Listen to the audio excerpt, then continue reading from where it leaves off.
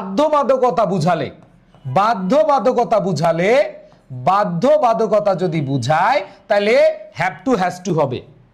আর এইখানে দেখো, যদি দেখো উচিত বুঝায়, করতেও পারো নাও করতে পারো। হ্যাঁ, যা করব নাকি করব না, করব নাকি করব না, বিয়ে করব নাকি করব না, বিয়ে করব না করব না, বউকে খাবার খাওয়াইতে হবে নাকি বউকে ভরণ পোষণ দিতে হবে নাকি দিতে হবে না, বউকে ভরণ পোষণ দিতে হবে নাকি দিতে হবে না, গার্লফ্রেন্ডকে ভরণ পোষণ দিতে হবে নাকি দিতে হবে না।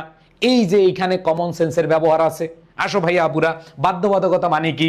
ধরো তুমি বিয়ে করছো মানে তোমার বউরে ভরণ পোষণ দিতে হবে, তোমার বউকে তোমার চালাইতে হবে, বউকে শাড়ি কিনে দিতে হবে, গিফট দিতে হবে, বউয়ের জন্য সুন্দর সুন্দর জিনিস বানায় আনতে হবে। দ্যাট মিনস তোমার এটা করতেই হবে, এটা বাধ্য থাকবা।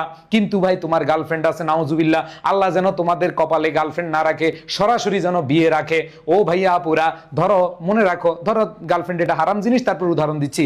ধরো গার্লফ্রেন্ড আছে, তুমি তার ভরণ পোষণ করতেও পারো না করতে পারো। কিছু গার্লফ্রেন্ড ভরণ পোষণ করে না, হয় চিন্তা করো না, দূর দরকার নাই, আমার তো আছে, আব্বার আছে, সমস্যা নাই।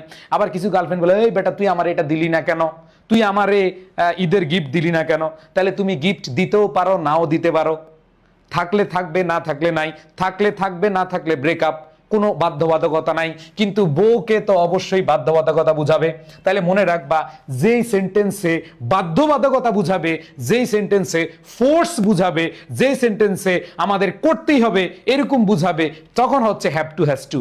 আর যেটা একটু কম জোর বুঝাবে, একটু ফোর্স কম বুঝাবে, তখন হবে তখন হবে হ্যাড বেটার। তখন হবে কি? Had better. আমি কি বুঝাইতে পারছি ভাই? যদি একটু কম ফোর্স বুঝায়, ঠিক আছে,